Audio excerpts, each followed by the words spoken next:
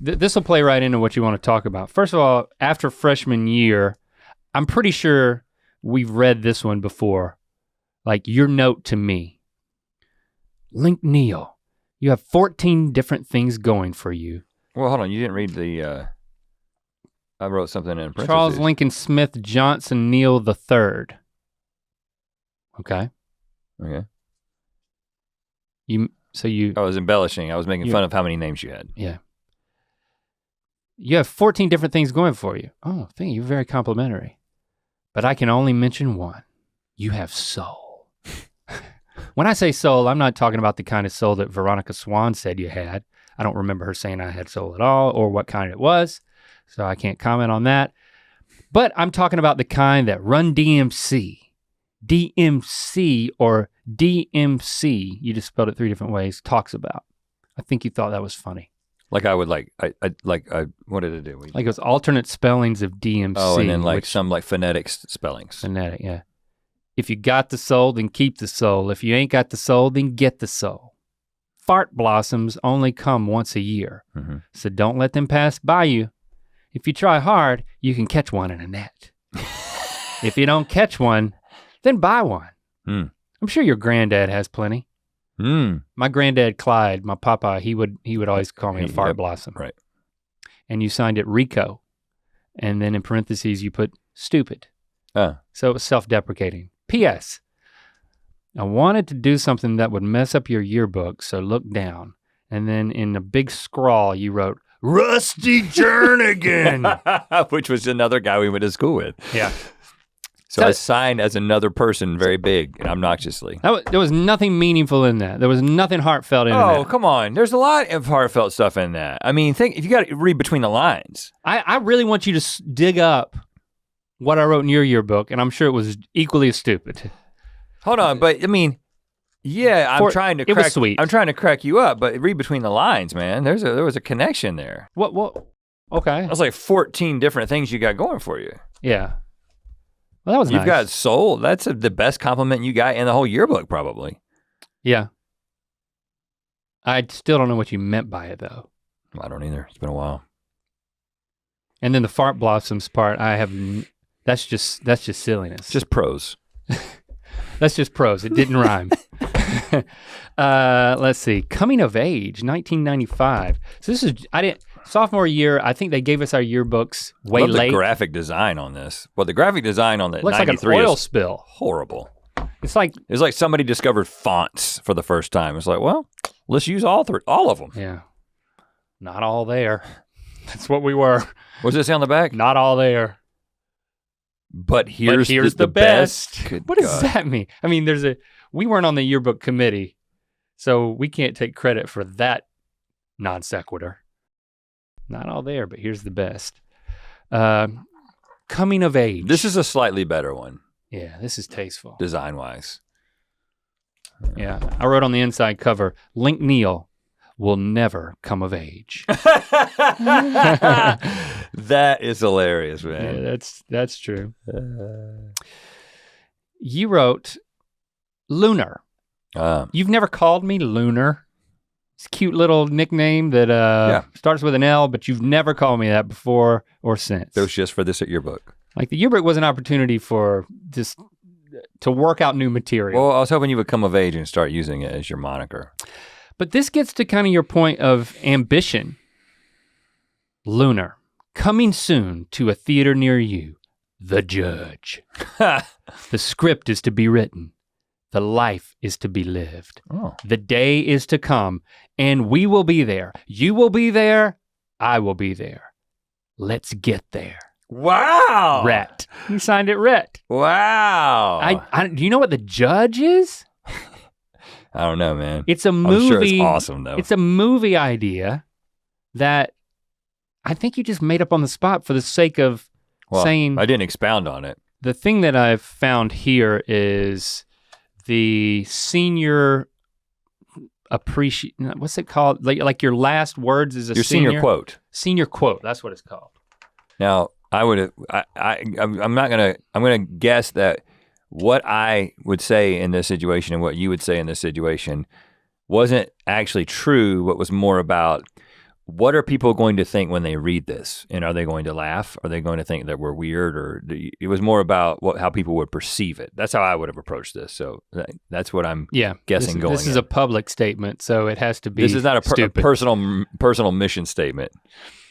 I, Rhett McLaughlin, leave at the speed of a plunge from the 75-foot plunge cliff with a pod at my side. Get 'em dogs with a Z. So do you want to let me read mine and then we can decipher both of them.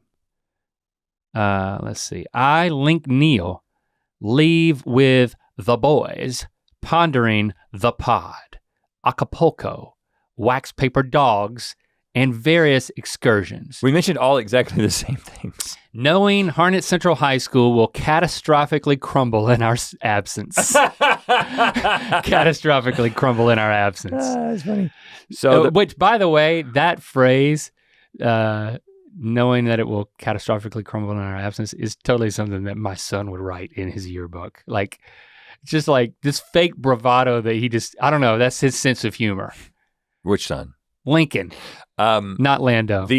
So Lake Acapulco was a lake in Lillington that was an old rock quarry that had been where you would break in and you would jump the fence and you would jump off of the cliff, which was actually probably 35 feet. It was very tall, but it wasn't 70. It's taller from the top. It wasn't 75 feet, but it's probably 35 feet. It was enough to, if you didn't land right, you get hurt. Yeah, so that's what you called the plunge cliff and I called it Acapulco. Yeah. Yeah, because by senior year, that was the thing that we were instigating groups going, jumping the fence, and hopefully there'll be a full moon so you could see.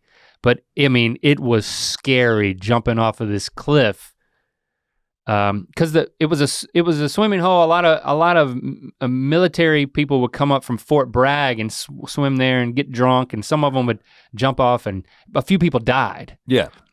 So they closed it down, and it was never open, day or night. It was abandoned. I would love to go by there. I know it's so close to my Nana's house, but yeah.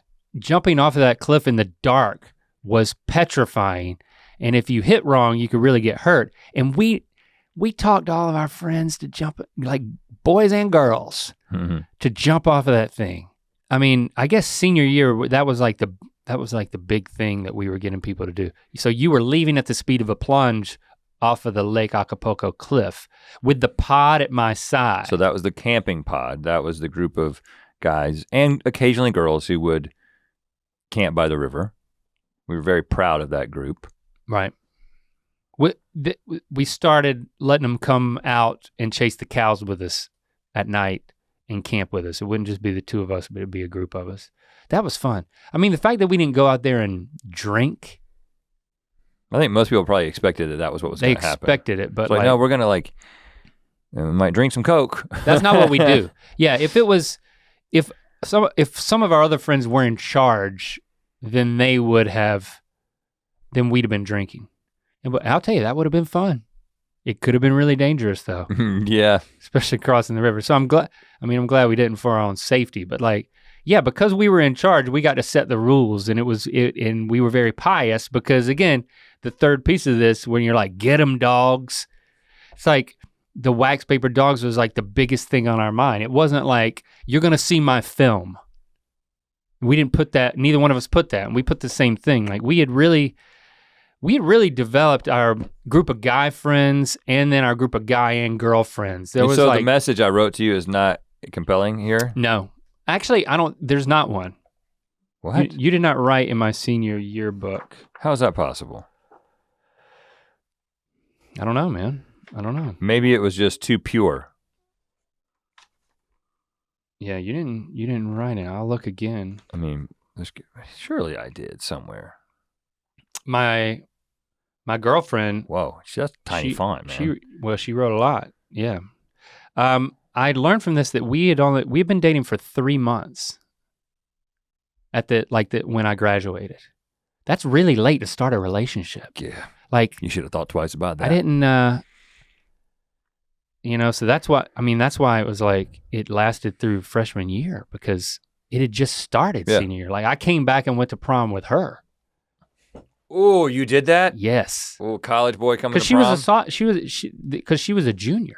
Yeah. Like when I was a senior, she was a sophomore. So yeah. That was a bit more acceptable at the time. Just to throw that out there, we're very old. And here's my good friend who was my girlfriend and then my why did she stop? enemy. She was leaving room for somebody else to write something. I guess. Maybe no, me. you didn't. You Go did to not, the front. You did not write in my yearbook. Maybe I wrote in the front. No, you didn't. That's well, it. This is sad.